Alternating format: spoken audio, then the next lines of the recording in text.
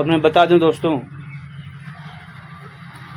कि कुछ बसपा समर्थक ऐसे हैं जो बहन जी की पैर की धूल तक नहीं पा सकते हैं, बहन जी की परछाई तक नहीं पा सकते हैं, लेकिन उसके बावजूद भी बसपा के लिए अपनी जान तक न्यौछावर करने के लिए तैयार होते हैं। और जब मेरा प्रकरण हुआ था तो तीसरे चौथे दिन इसौली विधानसभा के बसपा जिला अध्यक्ष पद से हटा दिए गए थे। नए जिला अध्यक्ष जब घोषित हुए तो मुझे बड़ी खुशी हुई कि नए जिला अध्यक्ष जी आए हैं तो हो सकता है मुझे न्याय मिल जाए। मैं बसपा के सुल्तानपुर के जिला अध्यक्ष को भी पूछना चाहता हूं, क्या ये बात आप तक नहीं पहुंची थी? क्या मेरा ये प्रकरण 12 तारीख को जो सदस्यता ग्रहण होना था आपके संज्ञान में नहीं गया? चूंकि आपकी तरफ से भी कोई रिस्पॉन्सिबिलिटी नहीं मिली। क्या इसमें सब लोग कहीं न कहीं दोषी हैं? और हंसराज भारती जी, मैं आज आपको बता दे रहा हूं, मेरे जवाब में आपको आना पड़ेगा, नहीं तो मैं इतना मजबूर कर दूंगा आपको, इतना मजबूर कर दूंगा कि आप सोच भी नहीं सकते। इसौली विधानसभा आपके बाप के बपौती नहीं है, इतना जान लीजिए। हंसराज भारती जी, आपसे हमारी कोई दुश्मनी नहीं है। आप सिर्फ उस शख्स का नाम बता दीजिए जिसके दबाव में आके आपने इतना बड़ा कदम उठाया। आप दोष मुक्त हो जाइए, आपसे हमें कोई एलर्जी नहीं है।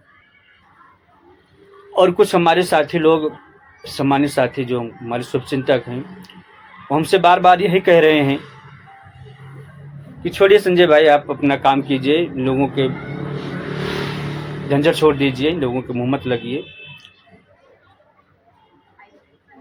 मेरे भी दिमाग से उतर गया था, लेकिन फिर मैंने सोचा अगर मैं अपने हक की लड़ाई नहीं लड़ सकता तो समाज हमसे क्या उम्मीद रखेगा। अगर हंसराज भारती गलत नहीं हो आप, तो आज तक आपने क्यों नहीं संपर्क किया? साथियों, मैं बता दूं, अगर किसी एजेंसी वालों को ये पता लग जाए कि आप गाड़ी लेने वाले हैं, बातों को बहुत गौर से सुनिएगा मेरी, कि अगर किसी एजेंसी वाले को पता लग जाए कि आप गाड़ी लेने वाले हैं, किसी LIC वाले को पता लग जाए आप बीमा करवाने वाले हैं, और किसी लोन कंपनी को पता लग जाए आप लोन लेने वाले हैं, तो जब तक आप ले नहीं लेंगे तब तक आपसे संपर्क करते रहते हैं उनके एजेंट। मैं 22 मई को हंसराज भारती को बुलाकर सुल्तानपुर होटल में मैं अपनी बात रखा था कि मैं सदस्यता लेने वाला हूं, मैं बड़े पैमाने पे ज्वाइनिंग लूँगा। ये जो 10, 15, 20 लोग आप लोग कमरे में बैठ के एक जगह सदस्यता ले लेते हो, तो ये मैं नहीं चाहता था। मैं पहले ही बता चुका था, मैं एक कलाकार होने के नाते मैं बड़े पैमाने पे इसौली विधानसभा में बसपा को नई एनर्जी देना चाहता था। 22 मई से लेकर इस बंदे का कभी फ़ोन नहीं आया मेरे पास कि हाँ भैया कब ले रहे हो ज्वाइनिंग। क्या सीधा 5 तारीख को हमारी इनकी मुलाकात हुई, मैं घर पे बुलाया अपने। हमारे घर पे गांव वालों के सामने सारा कुछ इन्होंने चिट्ठा लिख के दिया कि ये पदाधिकारी ये सब रहेंगे, विशिष्ट अतिथि, ये मुख्य अतिथि, इतने तारीख, सारा कुछ फाइनल हुआ। बसपा को आप लोग ही कमज़ोर किए। बसपा नहीं कमज़ोर है, बहन जी नहीं कमज़ोर हैं। बहन जी आज भी लोगों को जगाने का काम कर रहे हैं, माननीय काशीराम के विचारों पर चल रही हैं, बाबा साहेब भीमराव अम्बेडकर के विचारों पर चल रही है। लेकिन आप लोग अपने पद का नाजायज फ़ायदा उठा रहे हो। अरे मैं तो एक कलाकार था यार, जरा सोचे होते आप लोग मेरे बारे में कि एक दलित समाज का होते हुए लगातार 15 से 20 साल तक फील्ड में बना हूँ अपनी कला के बदौलत। है कोई जो इतना साल इसौली विधानसभा में टिका है? किसने आपको अथॉरिटी दी है? किसने आपको इतना बड़ा अधिकार दे दिया कि कलाकार की छवि को खराब कर देंगे? इससे साफ जाहिर होता है कि आप दोगले हैं। और जब तक मेरे सवाल का जवाब नहीं मिल जाता, मुझे इसका कारण नहीं पता लग जाता, तब तक मैं आपको घसीट के रहूँगा, चाहे जहाँ पे रहूँगा। और इस मामले को लेकर मुझे अगर कोर्ट तक भी जाना पड़ जाएगा तब भी मैं आऊँगा, इतना जान लीजिए, क्योंकि सारे एविडेंस मेरे पास हैं। आपके खिलाफ, और आपको सफाई देने के लिए कुछ भी नहीं है। इसी वजह से आप कतरा रहे हैं।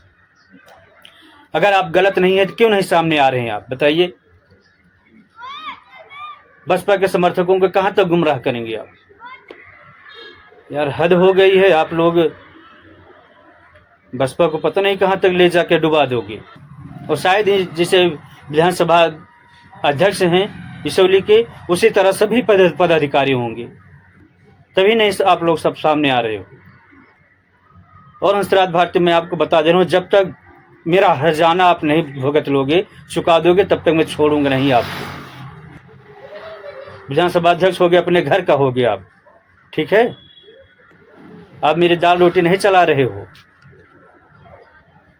आपको हक नहीं है, अधिकार नहीं है ये कि किसी की छवि धूमिल करेंगे आप। आपके ऊपर चल रहा हूं मानहानि का केस दावा करने, देखता हूं कौन बचाता है आपको। जिसके दबाव में आए हो ना, बोल देना बचा लेगा आके। जिस दिन भरपाई करना पड़ेगा ना, उस दिन भूल जाओगे अध्यक्ष ही, कोई नहीं साथ में होगा आपके, इतना जान लीजिए। अगर बसपा के लिए आपको काम करना है तो खुले विचारों से कीजिए। माननीय काशीराम के विचारों पे चलिए, बहन जी के विचारों पे चलिए आप। अगर हमारी बातें किसी को बुरी लगी हो तो क्षमा चाहता हूँ, लेकिन मेरे साथ गलत हुआ। मैं गुटबंदी का शिकार हुआ हूँ, गुमराह हुआ हूँ, इस वजह से मुझे कहना पड़ा।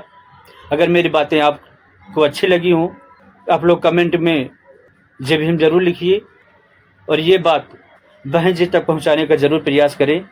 जय भीम, जय भारत, जय बसपा।